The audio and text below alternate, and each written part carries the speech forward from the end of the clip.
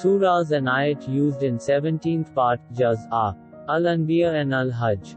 In this juz, we again cover two entire chapters, Al-Anbiya, Prophets, and Al-Hajj, Pilgrimage. Revealed in Makkah, Al-Anbiya deals with issues of faith concentrating on three areas which are Tawhid, divine unity, Allah's message and the resurrection. Using the story of Abraham, once again as a guiding example, this chapter teaches us that evil will try to take us away from the path of higher virtue, but for those who struggle on that path, it is no other than Allah who will aid them on it.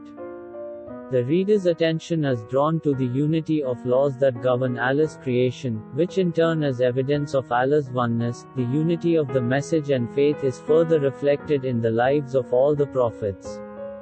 The chapter closes by reminding us of the last day.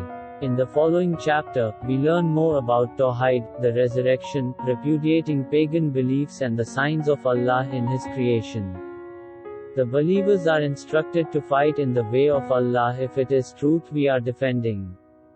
The chapter flows with themes that invigorate faith, piety and surrender to Allah. What can we learn from this juz? Al-Anbiya begins by warning man about the resurrection, affirming that it will actually happen, and that it has drawn close.